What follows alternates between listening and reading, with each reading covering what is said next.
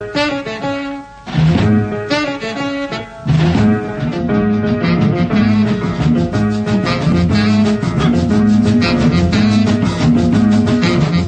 ጤና ይስጥልን አድማጮቻችን እንደምን ሰነበታችሁ? ኤርሚያስ ሙልጌታ ነኝ። ይህ ሳምንታዊ የኢንተርኔት ራዲዮ ሆን ፍሪኩዌንሲ ተጀምሯል። እንግዲህ ባሳለፍነው ሳምንት ተጠፋፍተን ነበር። ለዚህ በጣም ከባድ ይቅርታ ጠይቃለሁ። እንግዲህ ከአቅም በላይ በሆነ ጉዳይ ነበረ ወደ እናንተ መድረስ ያልቻልነው። በዚህ አጋጣሚ በጣም እንግዲህ የከበረ ይቅርታዬን ከፍ ያለ ይቅርታዬን በእርግጥ አድማጮቻችን ወደ እናንተ ለማድረስ ፈልጋለሁ። በእርግጥ እንደዚህ አይነት ነገሮች ዳግመኛ እንዳይከሰቱ የበኩላችንን እንደዚሁ ጥረት እናደርጋለን። ሌላው ያው እንግዲህ ባሳለፍነው ሳምንት ወደ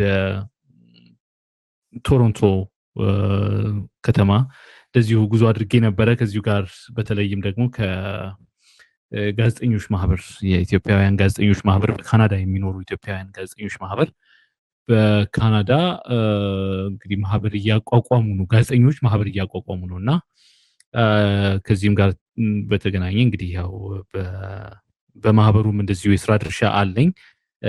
ከዛም ባለፈ ደግሞ አንድ ጥናታዊ ጽሁፍም እንደዚሁ ለማቅረብ በጣም አጭር ንግግርም ለማድረግ እንደዚሁ ነበር ተጋብዤ ሄጄ የነበረው። በእርግጥ በጣም ውጤታማ ቆይታ ነበረኝ በቶሮንቶ። ያው እንግዲህ በርካቶች እንደምታውቁት ቶሮንቶ የበርካታ ኢትዮጵያውያን መኖሪያ ነው። በተለይም ደግሞ እንግዲህ ከተማ ውስጥ ዳንፎርዝ አቬኒው የሚባለው ስፍራ በጣም በብዙ ኢትዮጵያውያን ቢዝነሶች የተጥለቀለቀ ለአፍታ አይናችሁን እንግዲህ ጨፍናችሁ ስትገልጡ የምታዩዋቸው ቦታዎችን የምታዩዋቸው እንግዲህ በሀገሬው ቋንቋ በግዕዝ ቋንቋ የተጻፉ በአማርኛ ቋንቋ የተጻፉ የቢዝነስ ድርጅቶችን እንደዚሁ ስታዩ ለአፍታ ያላችሁበትን የምትረሱ እስኪያስመስላችሁ ድረስ በጣም በአበሻ ቢዝነስ የተጠቀለቀ ስፍራ ነው ዳንፎርዝ አቬኒው። በጣም በእጅጉ ደስ የሚያሰኝም ነው። በእርግጥ ማለት ያን ያህል ባህር አቋርጦ መጥቶ ኢትዮጵያዊ እንደዚህ አይነት የቢዝነስ ሀሳቦችን አፍልቀው ራሳቸውን ብሎም ደግሞ እንደዚሁ ለሌሎችም ስራ ፈጣሪ ሆነው ማየት በእጅጉ በጣም ደስ የሚያሰኝም ልብም የሚያሞቅም ነበርና በአጋጣሚ እንግዲህ በነበረ በጣም ጥቂት ቆይታ በእርግጥ 2 ናይትስ ነበረ መቆየት ችዬ የነበረው። ነገር ግን እረፍት አልባ ነበሩ። ከገባው ጊዜ ጀምሮ በጣም በርካታ አካባቢዎች እንደዚሁ እያካለልኩ ነበረ። ያስተናገዱኝ ሰዎችም እጅግ በጣም ለደግነታቸው በጣም ልክ የሌላቸው ሰዎች ነበሩ እና እንግዲህ ወዳጆቼን በዚህ አጋጣሚ ላመሰግናቸው እወዳለሁ። በጣም በርካታ ስፍራዎችም ይዘውኝ ሄደው ነበረ።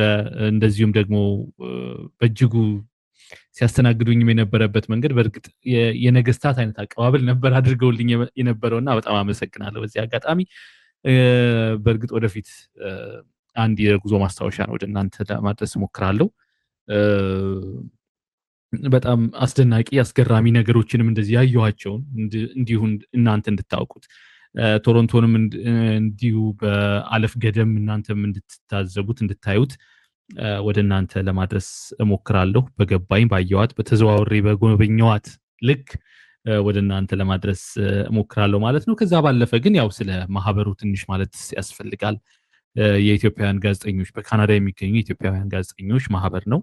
ይህ ማህበር እንግዲህ በርካታ ባለሙያዎች አሉት። በእርግጥ አሁን ይፋ ማድረግ ቁጥሩንም ባይቻልም ግን በርካታ አባላት አሉት።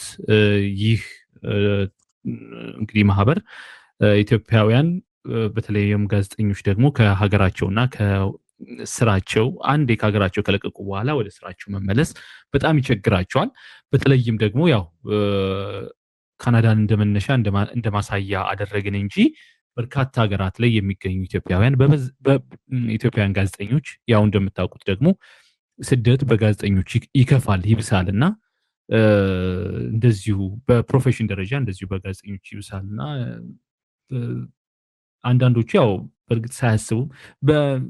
በተደጋጋሚ እንደሚባለውም ሳይታሰብ ነው የጋዜጠኞች ስደት የሚፈጸመው። በነገራችን ላይ ያው እንደምታውቁት ፕሮሲኪዩሽንን ከመፍራት ከገቨርንመንት የሚመጣውን ጫና ከመፍራት ከመደንገጥ የሚመነጭ ሳይታሰብ የሚደረግ ስደትም አለና ከዛ ጋር በተገናኘ እንግዲህ በርካታ ኢትዮጵያውያን ጋዜጠኞች በውጭ ሀገር ይኖራሉ። በጎረቤት ሀገር ጨምሮ በርካታ የምዕራባውያን ሀገራትም ላይ እንደዚሁ እንደሚኖሩ ይታወቃልና በካናዳ የሚኖሩት ግን ተሰባስበው ቢያንስ ያሉበት ሁኔታ እንዲታወቅ አሁን ባሉበት ስፍራም ደግሞ ሙያቸውን መቀጠል እንዲችሉ ባሉበት ስፍራ እንኳን ሆነው ሙያቸውን መቀጠል እንዲችሉ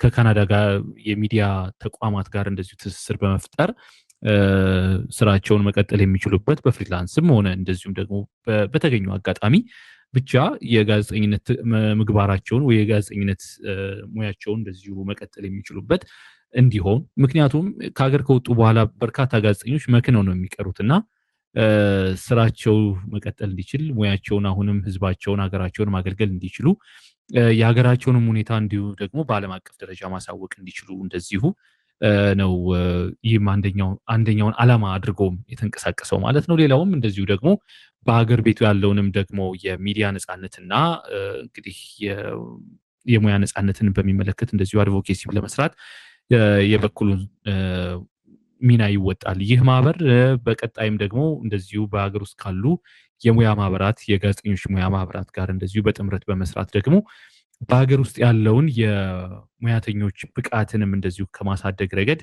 በርካታ ስራዎችንም እንደዚሁ ለመስራት ይጥራል ማለት ነው። ያው እንደሚታወቀው ተቆጣጣሪውን አካል እንደዚሁ ሁሉንም አይነት ነገር ባንደረድርበትም ባንጨምርበትም በእርግጥ ለሙያውና ለሙያተኞች በጣም ትልቁ ተግዳሮት እየሆነ ያለው ከተቆጣጣሪው አካል የሚሰነዘረው ቁጥጥር እንደሆነ የሚታወቅ ቢሆንም ነገር ግን ደግሞ ሁሉንም ለዚሁ አካል መስጠት ደግሞ ፌርም አይደለምና በእርግጥ የሙያተኞችስ ብቃት ምን ያህል ነው የሚለውንም እንዲሁ ደግሞ በማንሳት የነሱ የሙያ ላይ ስልጠናም ሊሆን ይችላል እንደዚሁም ደግሞ በውጭ ሀገራት ላይ የስኮላርሺፕንም ጨምሮ እንደዚሁ ደግሞ ፌሎሺፖች ትሬኒንጎችን ማግኘት የሚችሉበትንም እንደዚሁ አግባብ ለማመቻቸትም እንደዚሁ ይሰራል ማለት ነው። በእርግጥ በቀጣይ በርካታ አዳዲስ ፕሮጀክቶችን ቀርጾ ወደ ስራ መግባት ይጀምራል። ከቀጣይ ሳምንት ጀምሮ ይህ ወደ እንቅስቃሴ ይገባል ማለት ነው። ስለዚህ በጣም ተስፋ ያለው ማህበር እንደሆነ ከወዲሁ ይሰማናል። ያው በአገር ቤት በርካታ የሙያ ማህበራት በተለይም ደግሞ በጋዜጠኞች በተደጋጋሚ ሲቋቋሙ እንደነበረ የምናስታውሰው ነው። ግን አንዱም እርባና ያለው ስራ ሲሰራ እንደዚሁ ደግሞ አይታይም። ይህም የሆነበት ምክንያት ደግሞ እንደዚሁ ከተቋቋመበት ዓላማና በውስጡ ደግሞ እንግዲህ ኢንፍትሬት ተደርገው ከሚገባበት የመንግስት እጅም ጋር አንድ ላይ በመሆን ውጤታማ ሳይሆን ባጭሩ እንዲቀጭና እንደዚሁ ተድበስብሶ እንዲቀር የሚያደርግ የሚኮንበትም አጋጣሚ በርካታ ነበር። አሁን ግን ያው እንግዲህ በስደትም ተሆኖ እንደዚህ አይነት ጠንካራ አሶሲዬሽን ለመፍጠር ተሞክሯል። እንግዲህ ጥንካሬው የሚለየው ወደፊት በሚሰራው ስራ እንደሆነም እንደዚሁ ይታመናል። አድማጮቻችን እናንተም እንግዲህ ሀሳብ አስተያየቶቻችሁን እንድትሰጡን በተለይም ደግሞ በማህበሩ ላይ የሚኖራችሁንም እንደዚሁ አስተያየት ከመስጠት እንዳትቆጠቡ ከወዲሁ ለማሳሰብ እሞክራለሁ ማለት ነው። እንግዲህ ባሳለፍነው ሳምንት የቶሮንቶ ቆይታዬ ይህ ነበረ በዋናነት የነበረው። ከዛ እንግዲህ ወደ ወቅታዊ ጉዳዮችም እንደዚሁ ስንመለስ ደግሞ ምስራቅ አፍሪካ ኢትዮጵያ ምስራቅ አፍሪካ ብሎም ደግሞ እንግዲህ መካከለኛው ምስራቅ ምን አይነት ክራሙትን ይዟል የሚለውንም ነገር ደግሞ እንደዚሁ ወደ እናንተ ለማድረስ የዛሬ ርዕሰ ጉዳያችን አድርገንም እንደዚሁ ለማሳየት እንሞክራለን። በተለይም ደግሞ ያው እንደምታውቁት አሁን በርካታ ጫናዎችን እያሳደረ የሚገኘው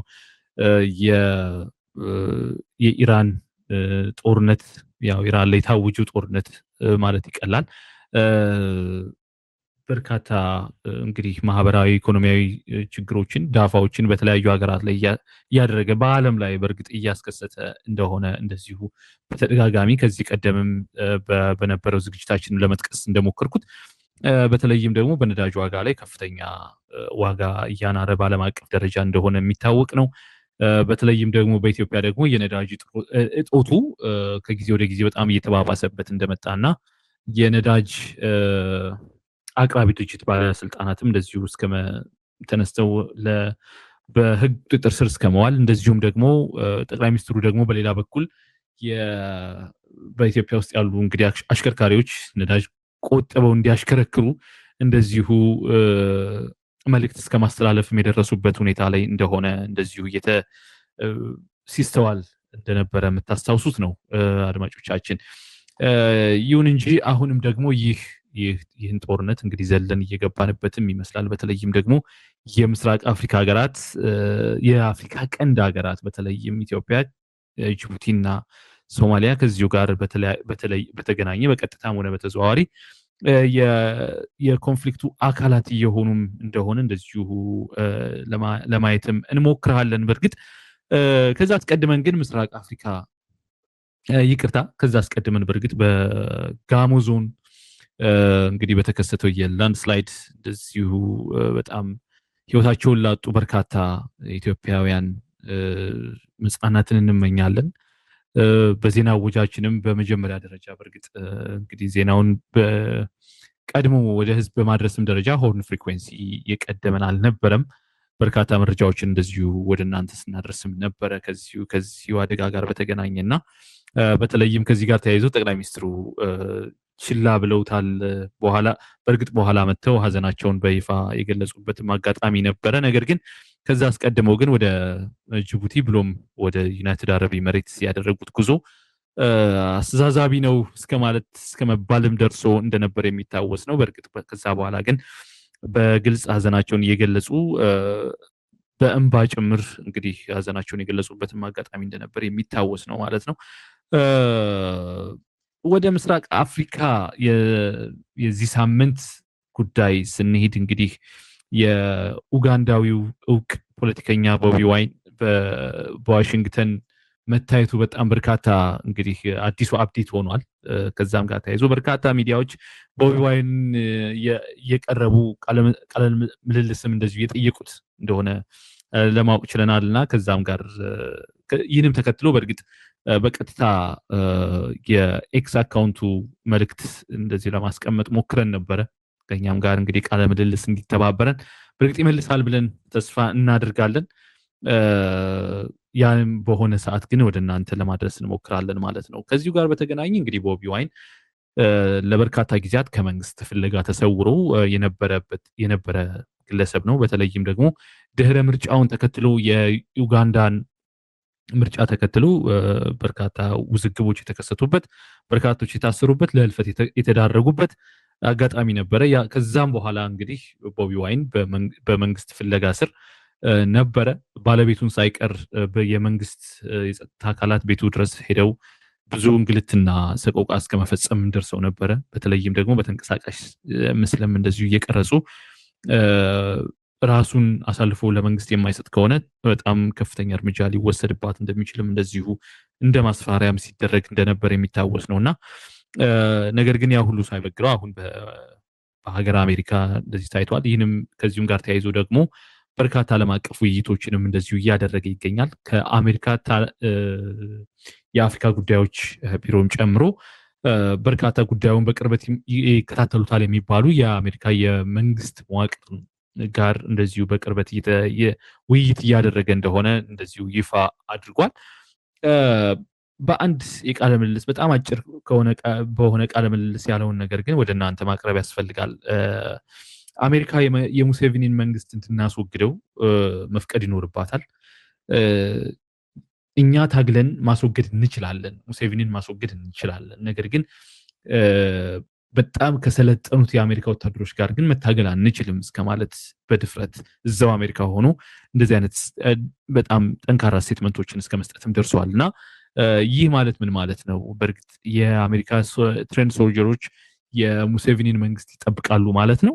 እንግዲህ ይህ በጣም ትልቅ ጥያቄ የሚያስነሳም ጉዳይ እንደሆነ እንደዚሁ ይታመናልና ከዚሁ ጋር እንግዲህ ተያይዞ የሂውማን ራይትስ ፋውንዴሽን የሙሴቪኒን መንግስት በይፋ ጠይቋል። ይህም ደግሞ የሆነው ከድህረ ምርጫ ጋር በተገናኘ በሀገር ውስጥ ያሉ የሰብአዊ መብት ድርጅቶችን አግዷል የሙሴቪኒ መንግስት። ያው በተደጋጋሚ እንለው እንደነበረ የአፍሪካ የፖለቲካ የጨዋታው ህግ አንድ አይነት ነው። ከምርጫ በኋላ በርካታ የሚታገዱ፣ የሚታሰሩ፣ የሚሳደዱ ቡድኖች፣ አካላት፣ ድርጅቶች እንዳሉ እንደዚሁ የሚታወቅ ነውና ኡጋንዳም ከዚሁ የተለየች ሀገር ስላልሆነች እንደዚሁ የሙሴቪኒ መንግስት እነዚህን አካላት የሰብአዊ መብት ተቋማትን አግደዋል። ማገድ ብቻ አልበቃቸውም፣ የባንክ አካውንታቸው እንዳይንቀሳቀስም እንደዚሁ ፍሪዝ አድርገዋል። ይህንም ተከትሎ ነው እንግዲህ የሂውማን ራይትስ ፋውንዴሽን በግልጽ የሙሴቪኒ መንግስት የታገዱ የባንክ አካውንቶቻቸው የነዚሁ የሰብአዊ መብት ድርጅቶች ተቋማት የባንክ አካውንቶቻቸው እንዲለቀቁና ወደ ስራቸውም እንደዚሁ እንዲመለሱ በግልጽ ጥያቄ እስከ መጠየቅም የደረሰው ማለት ነው። ከድህረ ምርጫ በኋላ ወይም ደግሞ አሁን በቅርቡ ካከናወነችው ምርጫ በኋላ ኡጋንዳ ጤነኛ ሀገር አልሆነችም። አሁንም የረጋ መንግስት የላትም። ያው በእርግጥ ከዚህ ቀደም እንደተለመደው በዱላና በአፈሙዝ ነበረ እንደዚሁ ሰላም ሲከበር ህግም ሲከበር የነበረው። አሁን ደግሞ እንግዲህ ተመልሶ ያው ያለ መረጋጋቱ እንዳለ ነው። በየጊዜው እንደዚሁ በመንግስት ላይ የሚቃጡ ትችቶችና መንግስትን ለመነቅነቅ የሚደረጉት እርምጃዎች አሁንም ተጠናክረው ቀጥለዋል። ነገር ግን የሙሴቪኒ መንግስት በእርግጥ ጉዳይ ያለው አይመስልም። አሁንም እንግዲህ ጆሮ ዳባ ልበስ በሚል አካሄድ ነው እየተሄደ የሚገኘው ማለት ነው። ይህ ነው እንግዲህ ለዛሬ የምስራቅ አፍሪካ ጉዳያችን። በእርግጥ በኋላም ላይ ያው የምስራቅ አፍሪካ ጉዳይም ተያይዞ ስለሆነ የሳምንቱ ርዕሰ ጉዳያችን በእርግጥ የምስራቅ አፍሪካን ጉዳይ በዛው ዳሰን የምናልፈው ይሆናል ማለት ነው። ለመሆኑ ያው እንግዲህ እናንተም እንደምትታዘቡት በእርግጥ የብሪክስ ጣፋንታስ ምን ይመስላል? ከሰሞኑን ካያችሁት ጉዳይ በእርግጥ ወደ ሳምንቱ ርዕሰ ጉዳይም ለማለፍም ለመሸጋገሪያም እንዲሆነ ነው ይህን ያነሳሁት።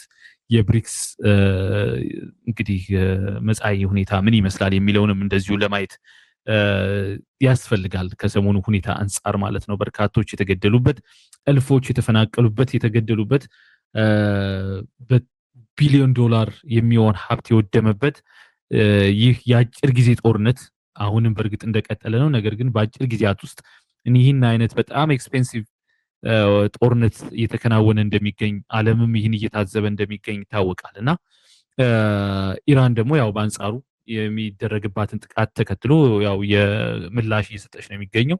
በተለይም ደግሞ በገልፍ ሀገራት ላይ ታርጌት አድርጋ በርካታ የነዳጅ ማጣሪያዎችን ጨምሮ እንደዚሁ ደግሞ የአሜሪካ የጦር ካምፕ ናቸው ያለቻቸውንም እንደዚሁ ስፍራዎች ስትደበድብና በርካቶችንም ለህልፈት ስትዳርግ እንደዚሁም ደግሞ ሀብት ንብረት ሲወድምም እንደዚሁ ነው ውሎ የሚያድረውና በዛ ቀጠና በእርግጥ የኢራን ዩኤኢን መደብደብ እንግዲህ የብሪክስን ጣፋንታ ምን ያደርገዋል የሚለውንም እንደዚሁ ደግሞ ማንሳት ያስፈልጋል ማለት ነው። ምክንያቱም ሁለቱም የብሪክስ አባል ሀገራት ናቸው። በጃንዋሪ 2024 ይመስለኛል ባልተሳሳት ሁለቱ ሀገራት ብሪክስን የተቀላቀሉበት ዓመት ነበረ እና ከዛ በኋላ እንግዲህ ያው ነገሮች በእጅጉ የተሳለጡ የሚመስሉበት ምክንያቱም ደግሞ ሳውዲ አረቢያ እና የኢራንን ቁርሾ የሚታወስ ነውና ዩኤኢን በመያዝ ወይም የዩኤኢን ድጋፍ በማግኘት በቀጠናው ላይ የበላይነት የማግኘትን ህልም እንደዚሁ ሰንቆ የተነሳም አካሄድ እንደነበረ የኢራን አካሄድ እንደዚሁ ከዚሁ ጋር ማያያዝ ይቻላል። ይህንም ተከትሎ እንግዲህ በቅርቡ ያው የኢራንና የዩኤኢ ግንኙነት በእጅጉ ሻክሮ ያው የኢራን ሚሳይሎች በተባበሩት አረብ ኤሚሬት ስፍራዎች ኤርፖርቶችንም ጨምሮ እንደዚሁ ከፍተኛ ጉዳት እያደረሱ እንደሆነ እንደዚሁ እየታየ ነው የሚገኘው። ስለዚህ የብሪክስ መሰንጠቅ ወይስ መፍረስ ላይ እንደዚህ አይነት አደጋ ተጋርጧል ወይ የሚሉ ነገሮችም እንደዚሁ ደግሞ መነሳት ይኖርባቸዋል ማለት ነው። ምክንያቱ ደግሞ ያው እንደምታውቁት ዶናልድ ትራምፕ ወደ ስልጣን ከመጡ በኋላ በርካታ የአሜሪካን ልዕለ ኃያል የማድረግ ጉዟቸውን በጀመሩበት ወቅት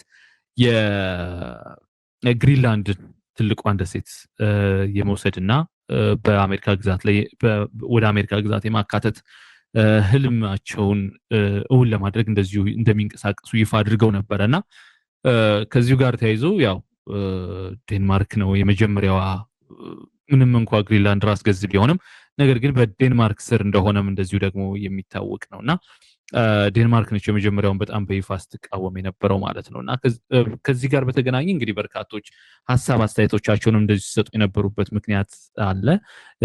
በእርግጥ ትራምፕ ግሪንላንድን ከወረረ የኔቶ ህልውና ያበቃለታል የሚል ትንታኔም እንደዚሁ ሲሰማበት ነበረ።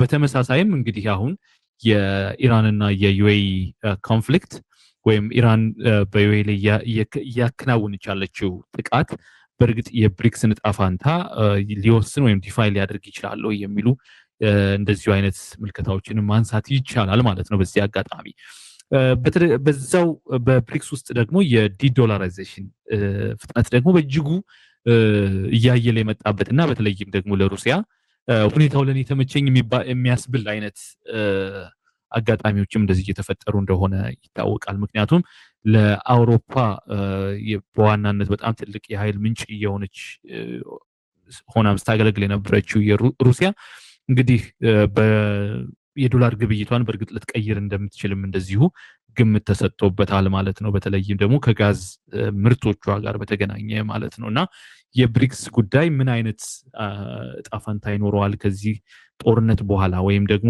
ድህረ ጦርነቱ ጋር በተገናኘ የብሪክስ ጉዳይ ምን አይነት ሐሳብ ወይም ደግሞ ምን አይነት ህልውና ይኖረዋል፣ ምን አይነት መልክ ይኖረዋል የሚለውን ነገር ደግሞ እንደዚሁ በሂደት የምናየው ይሆናል ማለት ነው። ከሰሞኑ እንግዲህ ወደ ዛሬው ርዕሰ ጉዳያችን ለመግባት ያህልም ከሰሞኑ እንግዲህ ያው እንደሚታወቀው ጠቅላይ ሚኒስትር አብይ አህመድ በተባበሩት አረብ ኤሚሬት በአቡዳቢ የነበራቸው ቆይታ በእጅጉ ሲያነጋግር እንደነበረም እንደዚሁ የሚታወስ ነውና ከዚሁ ጋር ተያይዞ በተለይም ደግሞ ያው በርካታ ዓለም ሀገራት ያው ፍላይታቸውን ወደዛው አካባቢ ወደ ቀጠናው ፍላይቶቻቸውን ባገዱበት እንዲሁም ደግሞ የተባበሩት አረብ ኤሚሬት የራሷ አውሮፕላኖች እንኳን መንቀሳቀስ ባልቻሉበት አጋጣሚ የኢትዮጵያው ጠቅላይ ሚኒስትር ወደ አቡዳቢ በመገኘት ወንድሜ ይሏቸዋል በእርግጥ ቢን ዛይድን ከሳቸው ጋር እንደዚሁ ፎቶ የተነሱበትና ብዙ ውይይትም ያደረጉበት አጋጣሚ እንደነበር የሚታወስ ነውና ከዚሁ አስቀድሞ ግን በጅቡቲ በጎረቤት ሀገር ጅቡቲ የነበራቸው ውይይት ግን ለሁሉም ደግሞ እንደዚሁ ፒቮታል ፖይንት ሆኖ ማየት ያስፈልጋል ማለት ነው። ምክንያቱም በጅቡቲ የነበረው ቆይታቸው ደግሞ የትሪፓርታይት ትሪቲን ወይም ደግሞ የትሪፓርታይት የሆነ አንድ ስምምነትን ውይይትን ትራይላተራል የሆነ ውይይትን እንደዚሁ ያካሄዱበት እንደነበረ እንደዚሁ የሚታወስ ነው። የሶማሊያው ጠቅላይ ሚኒስትር እንደዚሁም ደግሞ የጅቡቲውም እንደዚሁ እና የኢትዮጵያ አንድ ላይ የተወያዩበትም አጋጣሚ ነበርና በእርግጥ ያ አጋጣሚ ምንድን ነው ማለት ሶስቱን አንድ ያደረጋቸውስ ነገር ምንድን ነው የሚለውን ነገር እንደዚሁ ማየት ያስፈልጋል። እንደኔ የግል መልከታ የሶስቱ ሀገራት ያው በአንድነት የተቀመጡበት ዋነኛው ምክንያቱም ከዛ በኋላ የሄዱበትን ሀገርም የጠቅላይ ሚኒስትሩን ማየትና ዶቶቹን ማገናኘት ስለሚያስፈልግ ማለት ነው። ሶማሊያ፣ ጅቡቲና ኢትዮጵያ ምንድን ነው በዚህ ወቅት አንድ አድርጎ ሊያስቀምጣቸው ሊያወያያቸው የሚችለው ነገር? ምክንያቱም አንድ አክሲስ ውስጥ በጣም የተለያየ አክሲስ ውስጥ የነበሩ ሀገራትም እንደነበሩ የሚታወስ ነው። ግን አሁን ያው የኢራንን ጉዳይ በሚመለከት የቀጠናው ሀገራት በእርግጥ በቀጥታም ሆነ በተዘዋዋሪ ይህን ጦርነት በጣም ስበው ወደ ሀገራቸው ለማምጣት እየሞከሩ ይመስላል።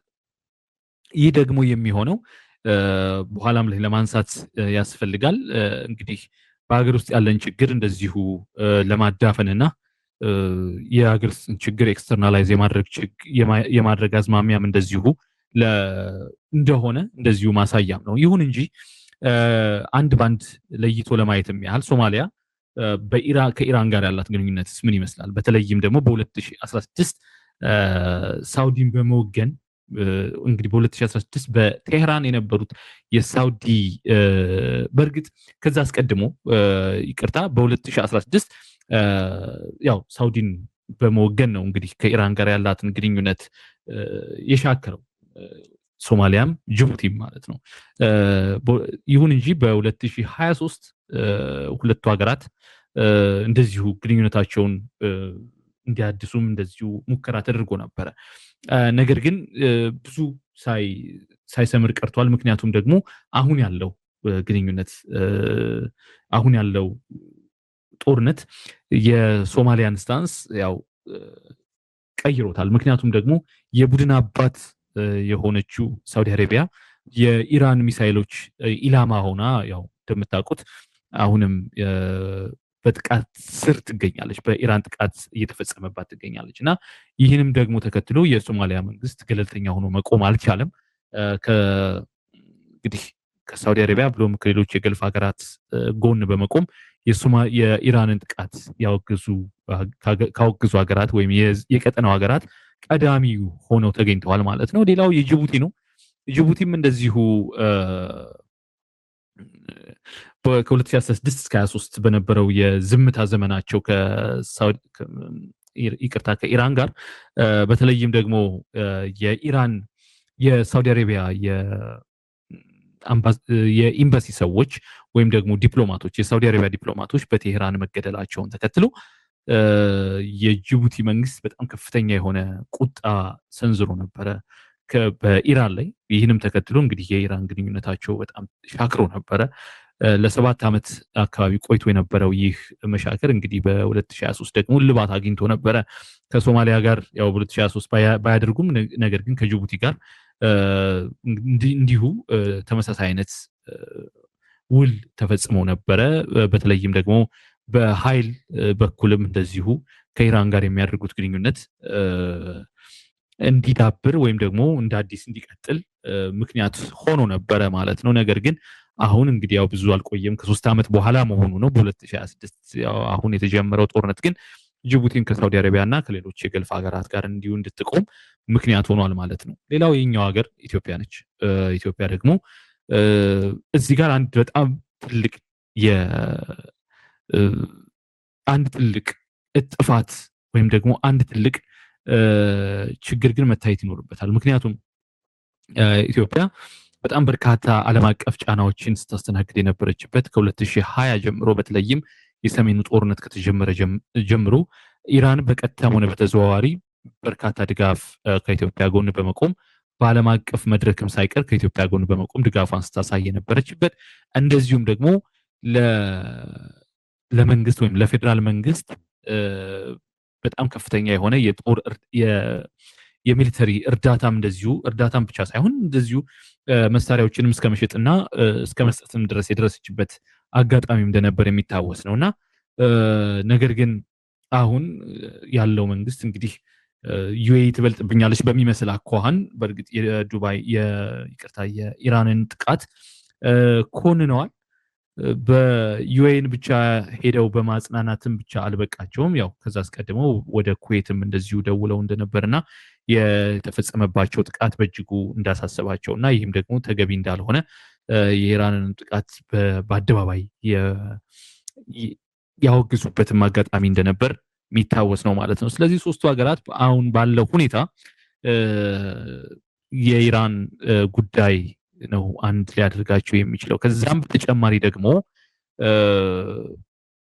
በገለልተኝነት ሁኔታ ገለልተኛ በሚመስልና በእርግጥ በጣም ግራ የገባው አይነት አካሄድ እየተሄደ የሚገኘውን የኢሳያስንም እንደዚሁ የኢሳያስን መንግስት ራቁቱን ለማስቀረትም እንደዚሁ የታለመ የሚመስል አይነት ግንኙነትም ነው። ምክንያቱም ኢሳያስ አሁን ሁለት ወዳጆቹ ተጣልተውበታል፣ ሳውዲ አረቢያም ኢራንም ማለት ነው እና በእርግጥ ከሁለቱ እንግዲህ አንዱን መምረጥ የሚኖርበት አጋጣሚም እንዳለ እንደዚሁ የሚታወቅ ነው። ነገር ግን አሁን ባለበት ሁኔታ ግን በእርግጥ የእነዚህ ሶስቱ አገራት ጥምረት ኢሳያስን አሁን ካለበት ፕሬዝዳንት ኢሳያስ ካሉበት እንግዲህ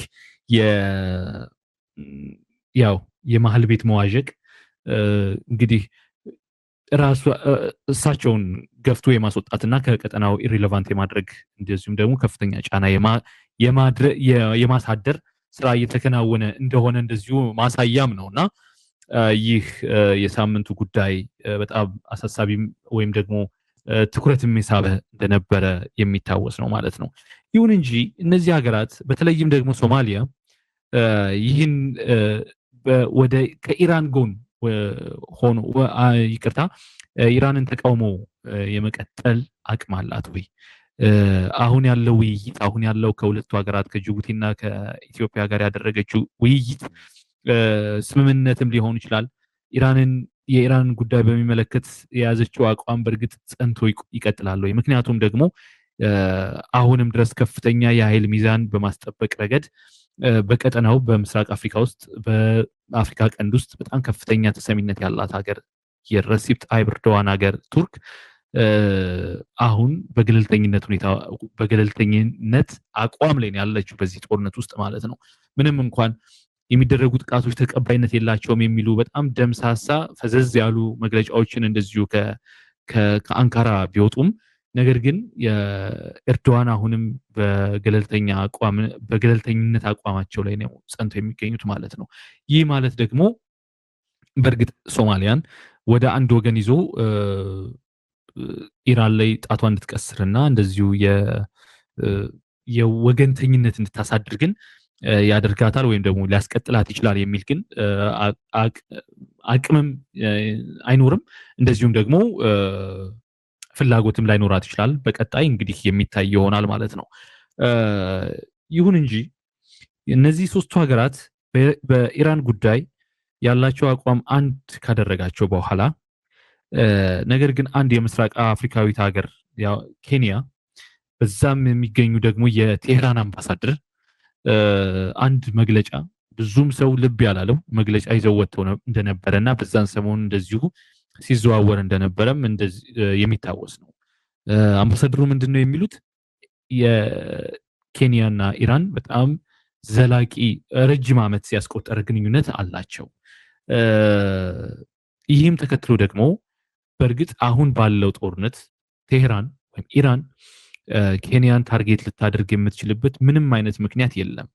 በተለይም ደግሞ የአሜሪካ የጦር ስፍራ ወይም የጦር መንደር በኬንያ ውስጥ አለመኖሩ በራሱ ከቴህራን ታርጌትነት ውጪ ሊያደርጋት እንደሚችል እንደዚሁ መግለጽ እፈልጋለሁ የሚል መግለጫዎችን እንደዚሁ መስጠታቸው የሚታወስ ነው። በእርግጥ በዲፕሎማሲያዊ ግንኙነት ከሁለቱ ሀገራት ይልቅ የኢትዮጵያና የቴህራን የአዲስ አበባና የቴህራን ግንኙነት ግን በጣም በእጅጉ የላቀ እንደነበረ እንደዚሁ የሚታወስ ነው። ለታሪክም እንደዚሁ ደግሞ ለማስታወስም ያህል ኢራን ከ70 ዓመት በፊት ነው በአዲስ አበባ ኤምባሲዋን የከፈተችው የነበረው ከንጉሱ ዘመን። እንደዚሁም ከዛ በኋላ ደግሞ በየጊዜው አንዴ ሲያብብ አንዴ ሲቀዘቅዝ የኖረ ግን ደግሞ አሁንም ድረስ የዘለቀ ወዳጅነት ግን እንዳለ የሚታወስ ነው። ነገር ግን ይህ ወዳጅነት ከዚህ በኋላ ይቀጥላል የሚለው ነገር ግን በእጅጉ አሳሳቢ ይሆናል ማለት ነው። ወደ ኋላ ስንመለስ እንግዲህ ቅድም ከተነሳንበት አንጻር ማለት ነው ይህ የሶስቱ ሀገራት ግንኙነት ወይም የሶስቱ ሀገራት ውይይት በጅቡቲ የተካሄደ ውይይት ማለት ነው። ከዛ በኋላ ግን የኢትዮጵያው ጠቅላይ ሚኒስትር አብይ አህመድ ወደ አቡዳቢ ነበር የተጓዙት የነበረው። ከዛም ደግሞ እንግዲህ ያው በግልጽ ነው ይህን ግንኙነታቸውን ያደረጉት የነበረው ማለት ጉብኝታቸው በእርግጥ በምንም ነገር የማይበገር ወንድማማችነት እስከማለትም የደረሱበት ጉብኝት እንደነበረ እንደዚሁ የሚታወስ ነው ማለት ነው። ስለዚህ ቀጠናውን በመጠርነፍ ጠርናፊው ደግሞ እንግዲህ ምናልባትም በጠቅላይ ሚኒስትር አብይ አህመድ የሚከወን ይመስለኛል። ቀጠናውን በመጠርነፍ ለአቡዳቢ የማስገበር አይነት አካሄድ እንደሆነ እንደዚሁ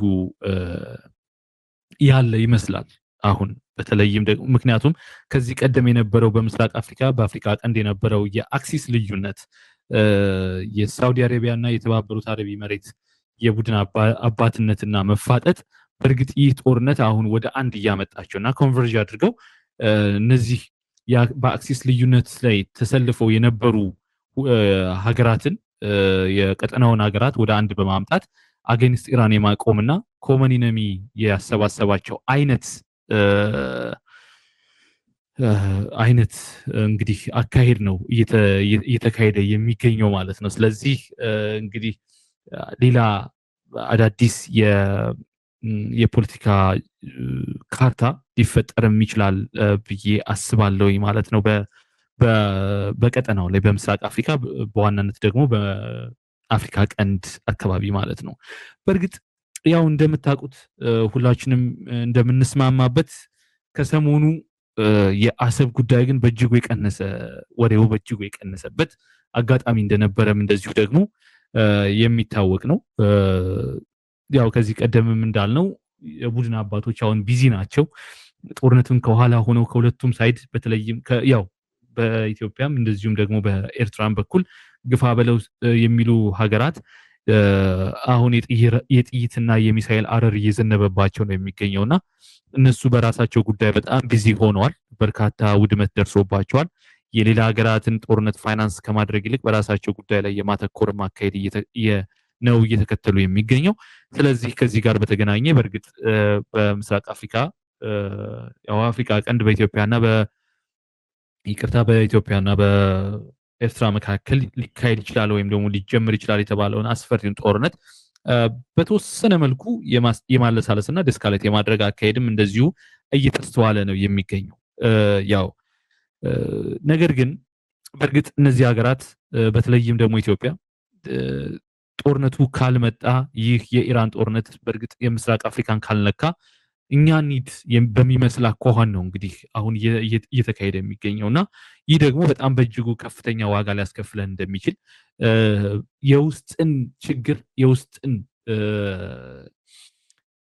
የውስጥን አለመርጋት የውስጥን ችግር የውስጥን በጣም ሊፈታ የማይችልን አይነት ችግር ችላ በማለት በውጪ ጉዳይ ላይ የማተኮር ወይም ደግሞ ኮንፍሊክትን ወደ ውጪ የማምጣትና ሀገርን ከሌላ ሀገር ጋር ለማጋጨት ወይም ደግሞ በሌላ ሀገር ጥቃት ለማድረስና ወይም ደግሞ በሌላ ሀገር ጥቃት እንዲደርስ የማድረግ አካሄድ ደግሞ አለ።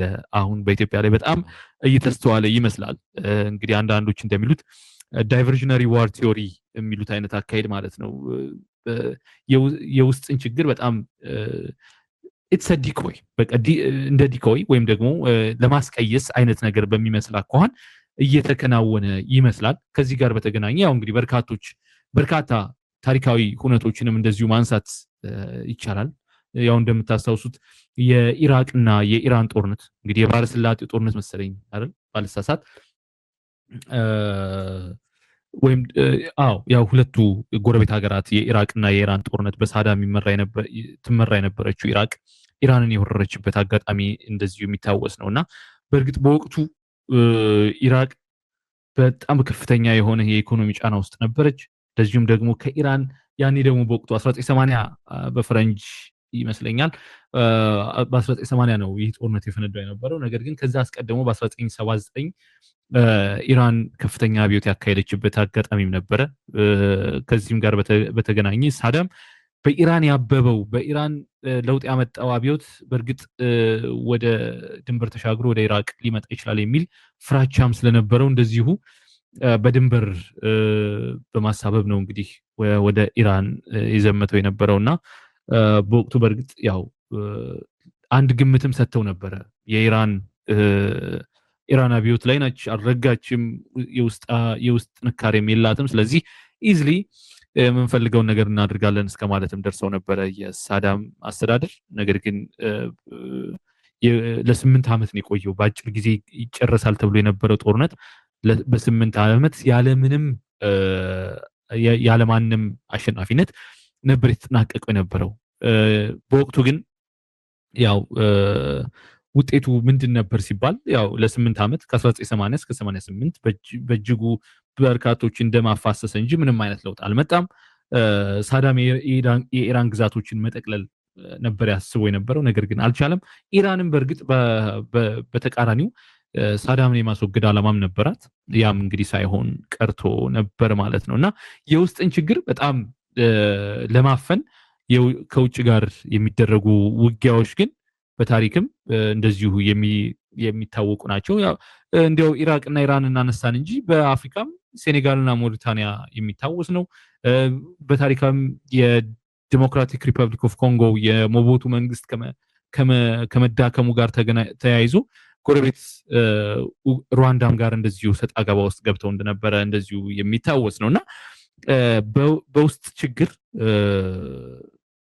የሚታመስን ሀገር በውስጥ ችግር ያለበትን ውስጥ በጣም በአደገኛ ውጥረት ውስጥ ያለ መንግስት ኢንተርናል ኮንፍሊክቶችን ከማርገብ እንደዚሁ ደግሞ ፖለቲካዊ መፍትሄን ከመስጠት በርካቶች ፖለቲካዊ መፍትሄ ስለሆነ የሚያሻቸው ፖለቲካዊ መፍትሄ ከመስጠትም በተቃራኒ ወደ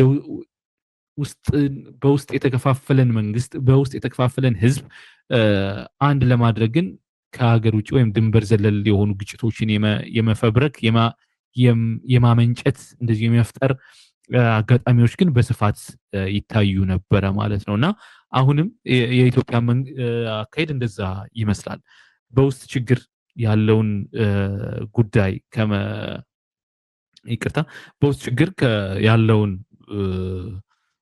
ሁኔታ ከመፍታት ይልቅ እንደዚሁም ደግሞ በምጣኔ ሀብትን በኩል በጣም በርካታ ጫና እንደዚሁ እየተከናወነ ነው የሚገኘው። የነዳጅ እጥረት አለ። በጣም ዘርፈ ብዙ ችግሮች ነው ኢትዮጵያ ውስጥ አሁን እየተከሰቱ የሚገኘው። ያም ደግሞ ይህ እንግዲህ የታጣቂዎችን ጥያቄና በየስፍራው ነፍጥ አንግበው ከመንግስት ኃይሎች ጋር እየተፋለሙ ያሉ የትጥቅ ትግል ሁኔታውን ግን ሳይጨምር ማለት ነው። ስለዚህ ውስጣዊ አንድነትን ከጊዜ ወደ ጊዜ እየተሸረሸረ የመጣበት አጋጣሚ ነው የሚገኘው እና ይህን ከማጎልበትና ነገሮችን ፖለቲካዊ መፍትሄ ከመስጠት ይልቅ የውጭ ጠላትን በመፍጠር ውስጣዊ አንድነትን የማጠንከር ሀገር ተወረረ፣ ሀገር ዳር ድንበር ተደፈረ በሚል የውጭ ጠላትን በመፍጠርና ውስጣዊ አንድነትን በማጎልበት እንደዚሁ ሀገርን ለማስቀጠል ስልጣንን ለማስቀጠል የሚካሄድበት አካሄድ ነው አሁንም እየተከናወነ የሚገኘው ማለት ነውና ይህ ደግሞ እንግዲህ የታሰበበት እንደማይሆን ማሳያዎችን ማንሳት ይቻላል። በእርግጥ ከግድብ ወደ ወደቡ ምናምን የሚሉ አይነት ዜማዎች አሁን ቀርተዋል። ስለዚህ የአሰብ ጉዳይ እንግዲህ ለጊዜው ረገብ ይላል ማለት ነው። ይህ የማይሆን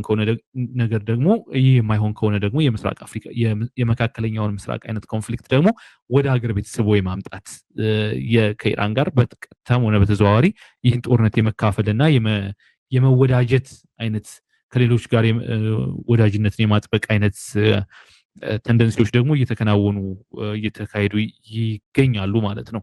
ይህን ግን አንድ አልታሰበበትም ስለው የነበረው ነገር ደግሞ አንድ ሌላ ችግር ይዞ እንደሚመጣ ማሳያ ነው። ኢትዮጵያ የባህር በር የላትም እንጂ የንግድ መርከቦች ግን አሏት። የንግድ መርከቦቿ ደግሞ የሆርሙዝ ሰርጥን ደግሞ ወይም የባህር ወሽመጥን እንደዚሁ ይጠቀማሉ ማለት ነው። ስለዚህ በቅርቡ እንግዲህ የተዘጋው ይህ የሆርሙዝ ወሽመጥ የባህር ወሽመጥ ራሱን የቻለ የኢኮኖሚ ጫና በዓለም ላይ እያሳደረ እንደሆነ እንደዚሁ ይታወቃልና በእርግጥ ኢራን የተወሰኑ ሀገራትን መርከቦች እንድታሳልፍ እንደዚሁ ፈቃድ እንዲያልፉ ፈቃድም እየሰጠች ይገኛል። ነገር ግን አንድ መታወቅ ያለበት ነገር የኢትዮጵያ መርከቦች በዚሁ የባህር ወሽመጥ በሚያልፉበት ጊዜ ታርጌት የማይሆኑበት ምንም አይነት አግባብ አይኖርም ማለት ነው። ስለዚህ በሀገር ሀብትና ንብረት ላይ በጣም ከፍተኛ ጫና የሚያሳድር ይሆናል ማለት ነው። በነገራችን ላይ ሀያላን ሀገራት አሜሪካንን ጨምሮ ይህን የባህር መስመር እንግዲህ ለማስከፈት እንኳ አቅም እስከ ማጥራት አቅማቸው ውስን እንደሆነ እንደዚሁ እያዩ ነው የሚገኘው። ምክንያቱም በጦር ኃይልና በሰልፍ ብዛት ወይም ደግሞ በጦር ክምችት ብዛት የሚፈታ እንዳልሆነ ይገነዘባሉ። ኢራን በጣም ከፍተኛ የሆኑ ፈንጂዎችንም በዚሁ አካባቢ እየቀበረች እንደሆነም እንደዚሁ እየተነገረ ይገኛልና እነዚህ ደግሞ እንግዲህ በተመረጡና ታርጌት በተደረጉ